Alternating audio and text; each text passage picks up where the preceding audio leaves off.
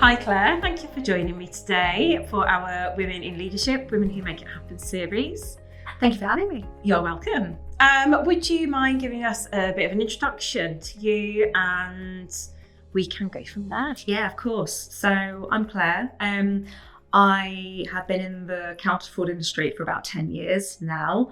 I've worked in a variety of companies across a whole range of different products, but always within the fraud space. Most recently, I'm the director of financial crime operations for a cryptocurrency fintech. In addition to that, I'm also doing a PhD looking at insider fraud. I run a podcast called Fraudible, and I'm also looking into Imposter Syndrome and also mental well-being in the counter-fraud industry. So you could say I'm a bit obsessed with fraud.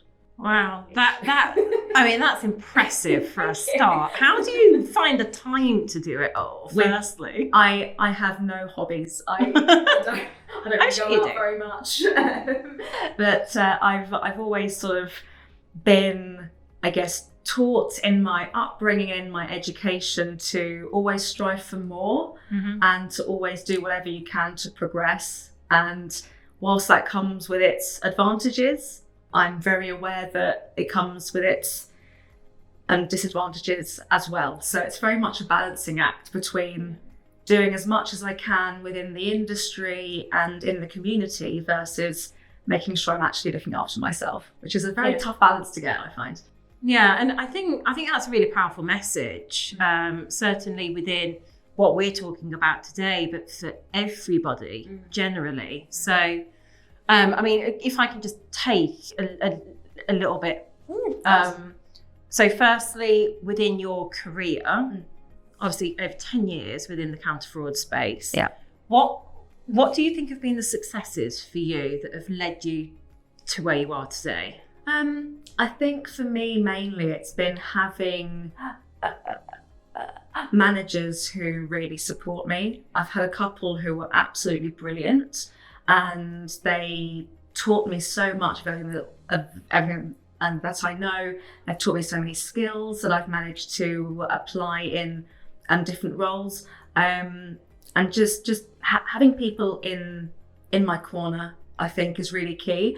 I think that when you first start out in the industry, you don't necessarily understand the importance of having that network and those people who will talk about you when you're not there. Yeah, for sure. And will say that you should talk to this person, you should talk to this person. So I think at the start of your career, you don't necessarily see the importance of that. But as you progress, I'm now very grateful to those people who will advertise me as a counter-fraud expert to other people. That really helps. But I think just having the understanding there of we're all trying to do the same job within the industry, because our goal is to essentially get rid of fraud.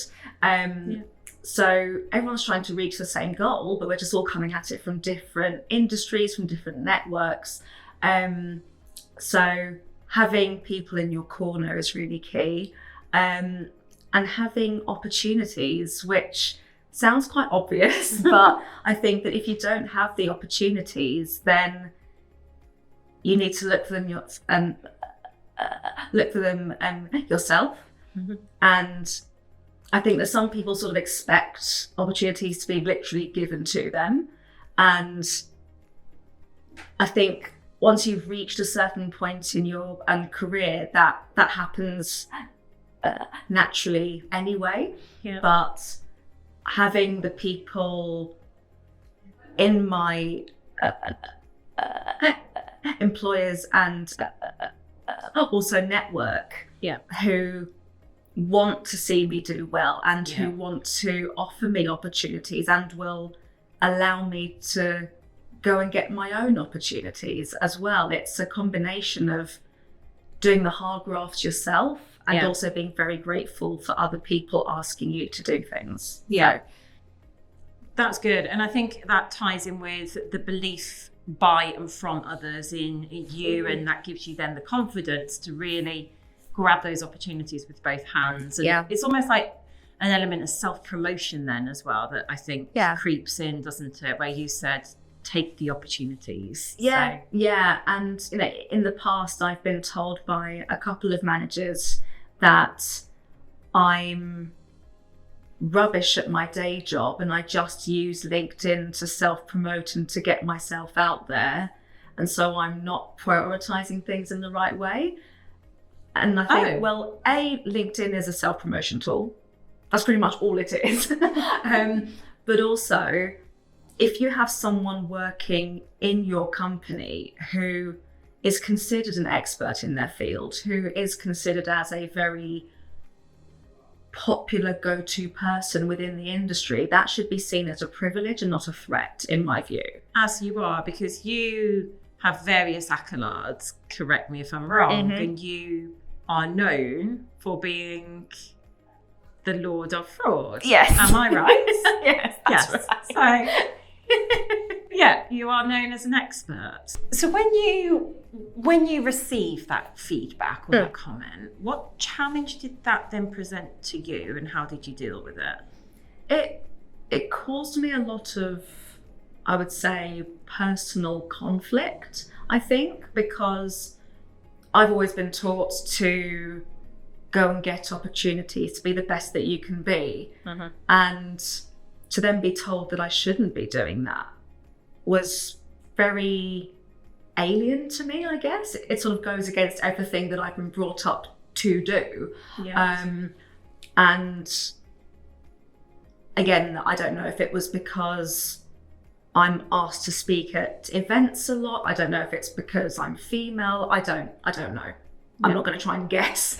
But I think it's just the idea that people would try and put you down rather than try and support you. Yeah. And that's when it links back to finding people who will support you no matter what. Is really key, because once you find those people, you need to latch onto them, because there will always be people out there who either know you or who don't know you, who will try and put you down and undermine you.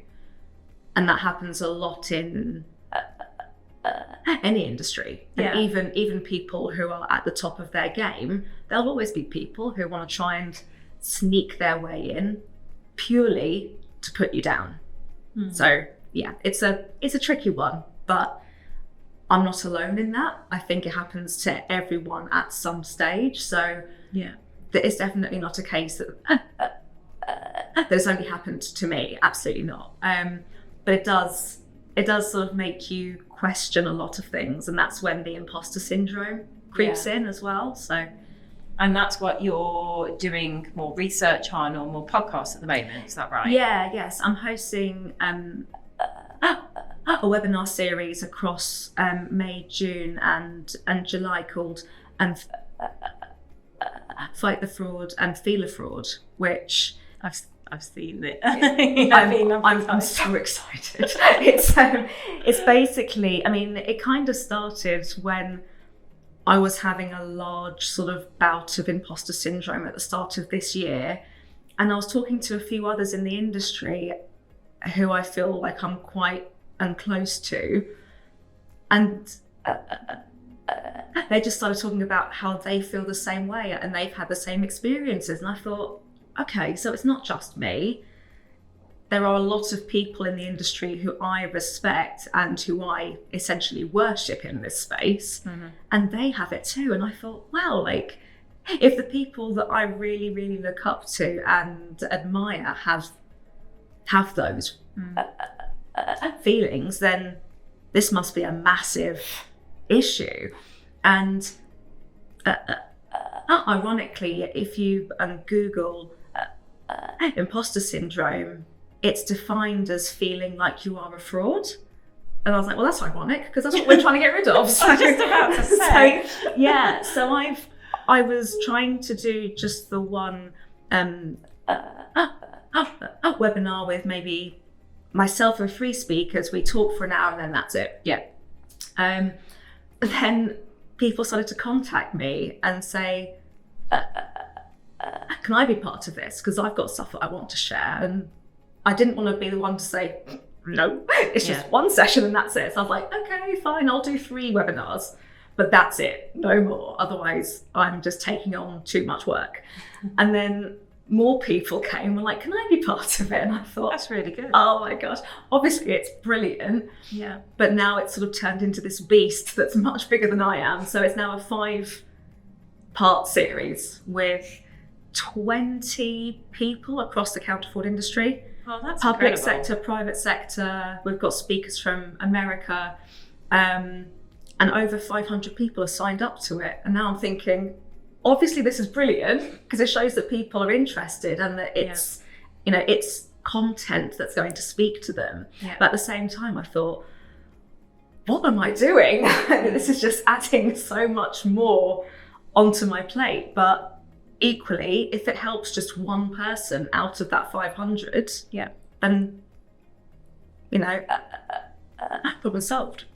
I think it shows that you're very passionate about the topic. Yeah. And it's one of those that I think we see all too often that sometimes doesn't get spoken about enough. Yeah. It ties in with the mental well-being that you've mentioned as well. Yeah. We have various things internally at our company, as both Interquest and the wider Mawson Group, that very much touches on DE&I conscious or conscious bias. So, where did this originate from then, Claire, for you?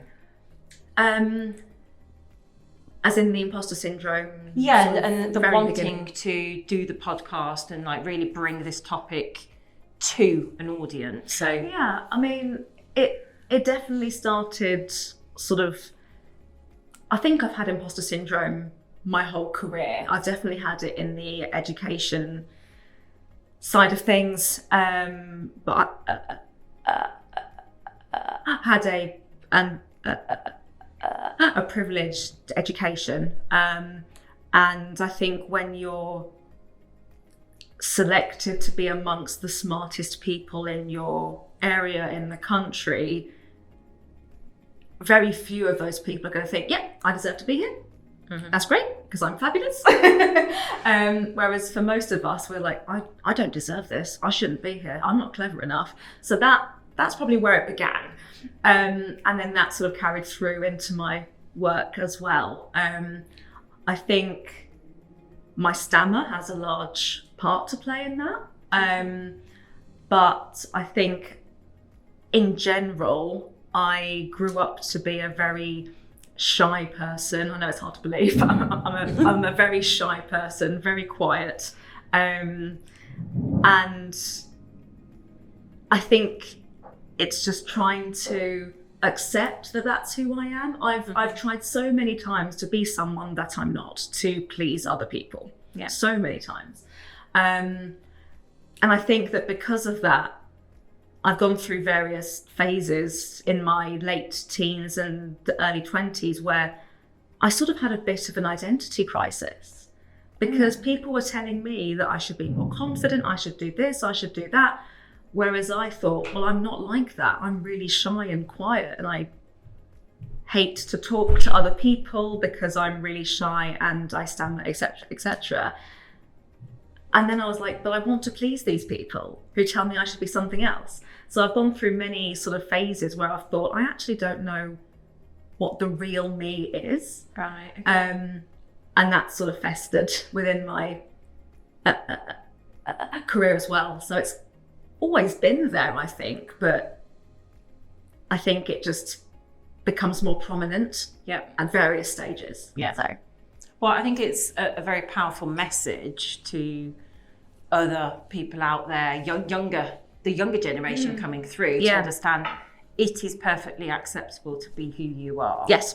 You do not have to be like everybody else. Yes. If everybody were like everybody else, we've just touched upon this in some other episodes that we filmed, but the diversity in thinking, diversity in backgrounds, clearly you're a great example of that. So if I may ask, Of course. you've mentioned about well, your stammer certainly hasn't been detrimental to just you being an expert in your field and doing what you're good at. Your background, your education, because you're doing a PhD as well. Yep. As I say, I don't know how you have the time to do everything. Nor do I, quite frankly. Amazing feat.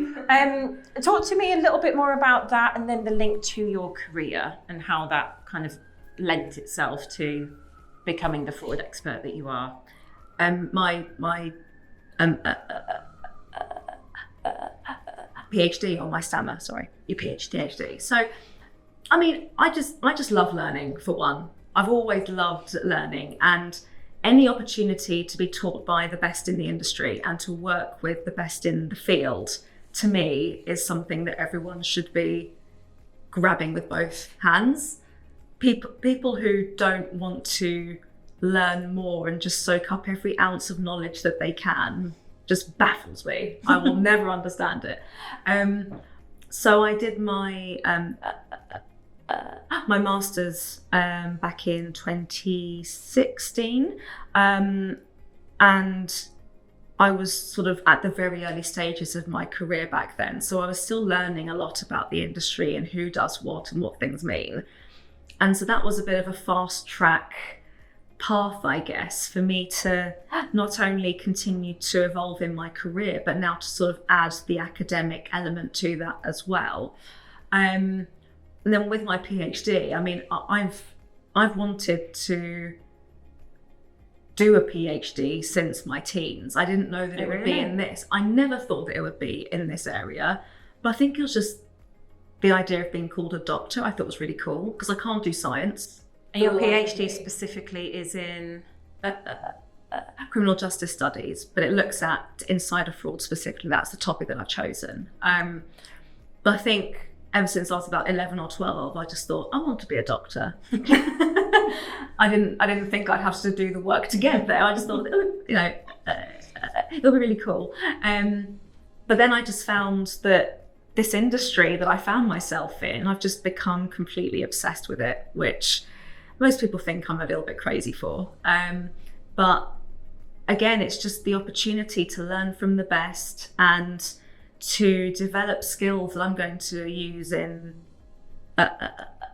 all walks of life, really. And to then be considered an expert in a specific area of fraud, to me, that's really special. Because fraud is such a vast subject. It links to so many other disciplines.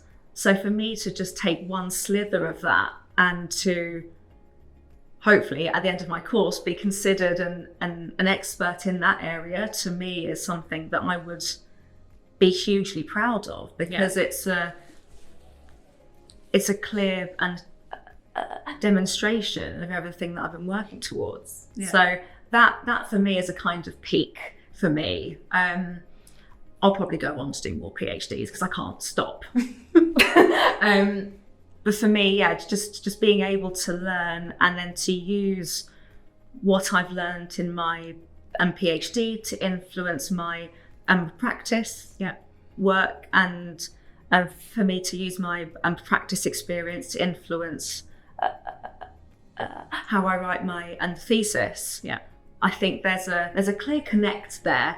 Yeah, which is often overlooked by people, I think. And so for the few of us who are fortunate enough to combine the academic side and the practice side, it only makes us better professionals in that space. Yeah, and having worked in a few different institutions, how have you maybe navigated some of the maybe different approaches to fraud or the challenges it's presented? What have you done about that? Yeah, I mean, it's very dependent on the company type and the company size as well. Yeah.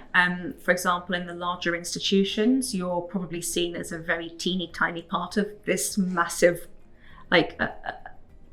machine. So you probably don't feel like you can have that much influence unless you're very, very senior. But as I've progressed in my career, I've worked for smaller and smaller companies. Mm-hmm. So I guess it makes me much more visible. It makes me more of an influential figure. And that really has an impact on how I conduct myself, how I do my job. Because if I'm in a company of 2,000 people versus a company of 50 people, the culture and the dynamic is really, really different. Yeah. And so by being able to navigate your way through different company types, different ages of companies. So I've worked for Amazon, for example, that's been going for years and years and years.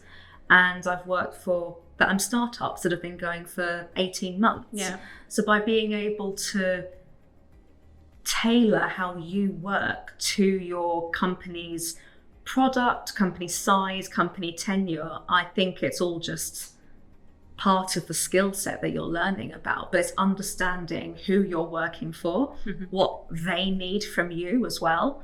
Because I could go into a company and think that they need ABC from me, but actually they need XYZ. Yeah. And if I don't understand their need, then I'm essentially useless because I'm not tailoring my expertise to what the company needs from me as an employee of theirs.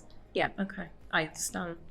And then having worked for an Amazon versus a startup or 18 months to 2 years, what differences have you seen in terms of maybe the application of diversity policies and being a part of that? You are outspoken in terms of your podcast around mental well-being, and you mentioned you have a stammer, and the promotion of that, which I think is amazing. Thank you.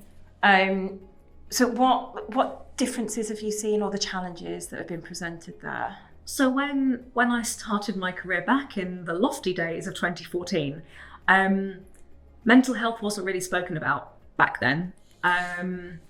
And nor was disability that much. And obviously now it's much more spoken about. So we still have a long way to go, but we're definitely far further along now than we were 10 years ago. So when I started at Amazon and I was an analyst, it was my first ever counter fraud role. I was fresh out of university, and part of my job was to call customers to ask them if they had made these certain transactions or not, because that would help me obviously to decide if I was taking the right action or not. Yeah. And at the time, every time I even picked up the phone, I would have a panic attack. Oh, right. And that had been the case for years and years and years. And I didn't even have to press any buttons. I just picked up the phone and I would have a panic attack. So that part of the job for me, I didn't really do because I physically couldn't do it. So I had to ask some colleagues to do that part for me, which obviously impacted their metrics because they were helping me. And no matter how many times I explained to my manager, explained to HR that this is something that I physically can't do, and I haven't hidden it in the interview process. I was open back then as well about, I have a stammer. That means that I really struggled to do certain tasks. They said, absolutely fine, don't worry about it, it'll all be fine. But then in practice, it was just an expectation that I would do it. And there was no consideration that I might struggle with this, I might find it really difficult to do. And after a few months, my colleagues were told specifically to not help me anymore because they should focus on their own work. Right. Okay. Which operationally I understand, but then give me some assistance. Yeah, so what support was given to you? None. Absolutely none. So I think from that point, I sort of thought, oh, hang on a second, in the world of work, this is very different from university, because in university I was given a lot of support. But in the start of my career, I was sort of told, well, tough, sorry, do your job. So that for me was a bit of a shock. And then I moved on to other companies where thankfully I was offered the support and assistance that I needed. And now I'm at the stage where, as you know, I stammer openly. I used to try to hide it. I don't do that anymore. I haven't for some time. And I think that people just now know that it's best practice to just allow me to stammer and to wait for me to finish talking. Whereas back in the day, it was, okay, so you've paused for more than 1 second, I'm going to finish your sentence. Right. Or you're obviously, you've run out of things to say, so I'm going to talk now.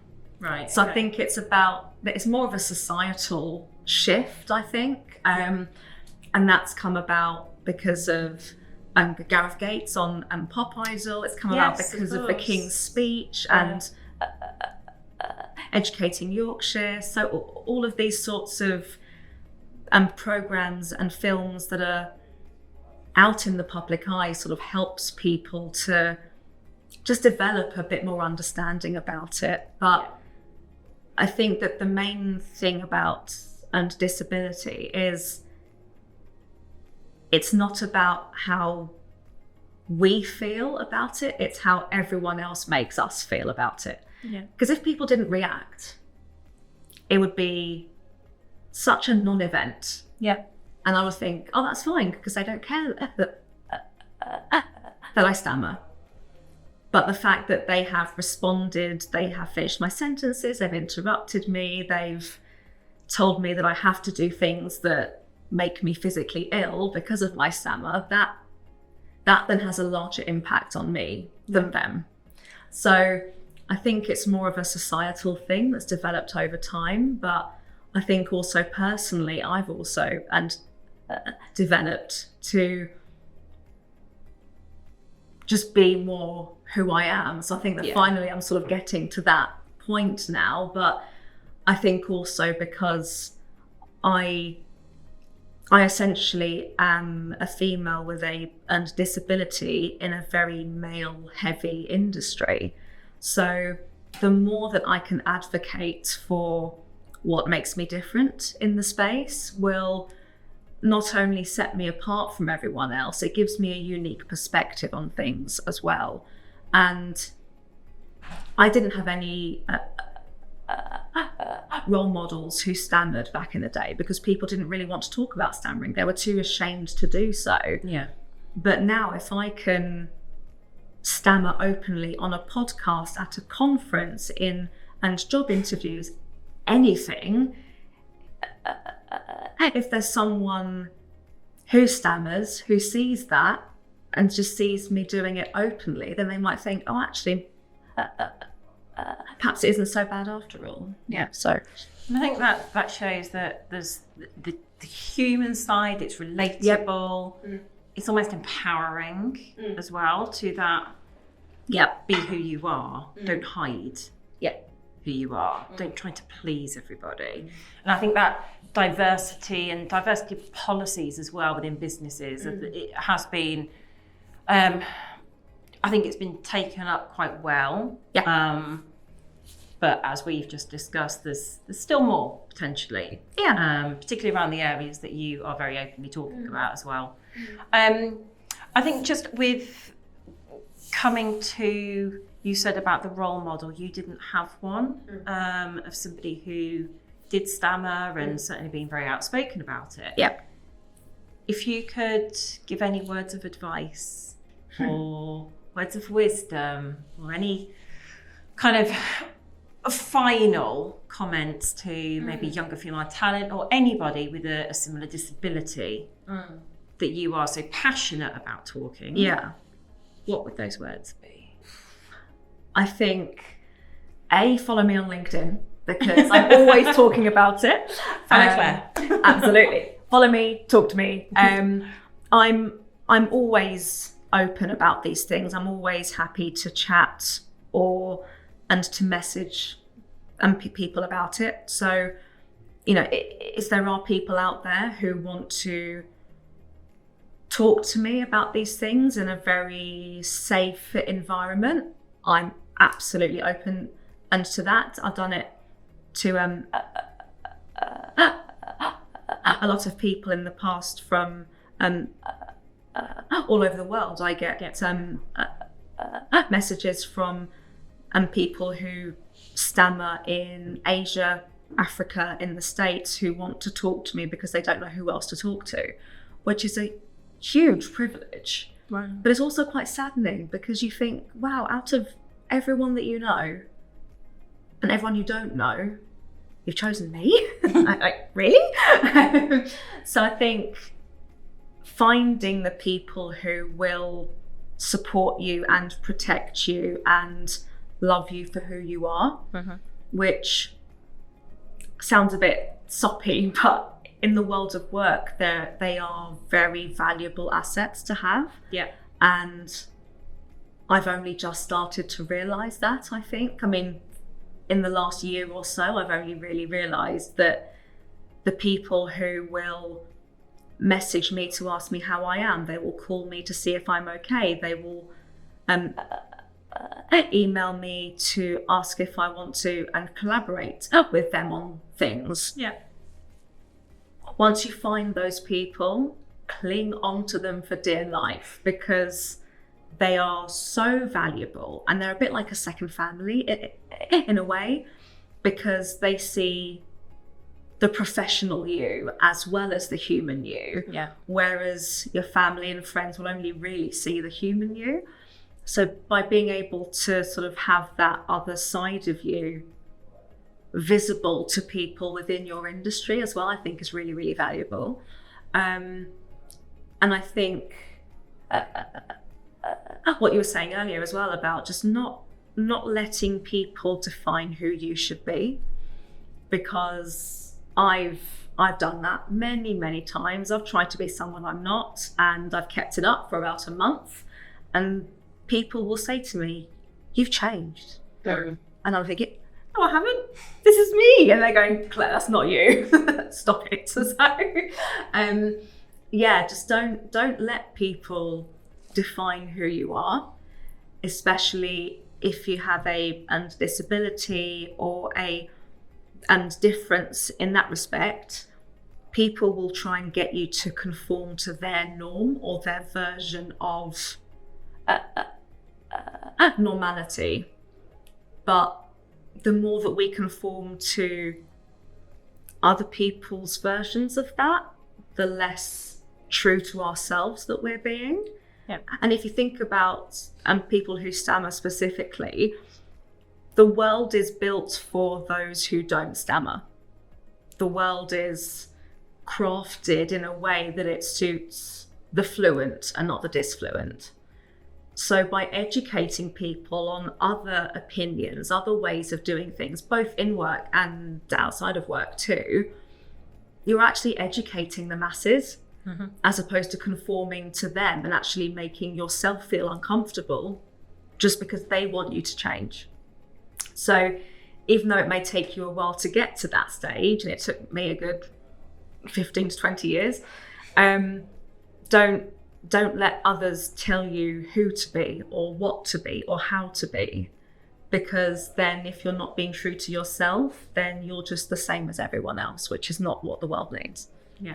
And I think it is that being individual opinions and backgrounds help to form a more, I'd say, cohesive work environment as well. And at the end of the day, it's about helping someone to get to where they want to be in their career, not changing who they are to have to do it. So. Exactly. And a topic that I've started to speak about in the last 6 months or so is how people with speech differences or speech impediments are often penalised in the counter-fraud industry because of their speech. And if you think about, for example, in the first line of defence, in companies, they are usually taught that if you speak to a customer on the phone and you try to verify who they are, and they can't answer those questions straight away, normally you're taught, okay, so they're hiding something because they can't answer straight away. Whereas you think, no, I can't physically get my words out. I'm not dodgy, I promise. But, I can't say my name straight away. I can't say my home address straight away. So if someone's trying to conduct security questions with me on the phone, if I don't answer straight away, more often than not, I will fail security, which is ironic given the work that I do. So actually, that's just one example of how I would only know about that because I have a stammer myself. If I didn't have one, I wouldn't have a clue about how that would impact someone who stammers. Yeah. So by being able to be open about your differences and be able to understand how your views differ from other people's, you can actually make your employers and processes and policies much more diverse, much more inclusive, because you yourself know what it's like to be on the other end of that. Yeah. And you can bet that all of your product teams won't have someone in there who's blind, who's deaf, who has autism, who has a speech difference, who has mental health problems, to all sort of have their input of, are we being as inclusive as we possibly can? So actually having your disability is more of a superpower to make the company that you work for much better, I would say. Yeah, thank you for that. And I think that's a really powerful message to probably end this on and give those words of advice to the younger talent coming through. So thank you, Claire, really appreciate it. Thank you for having me. Thank you very much. Thank you.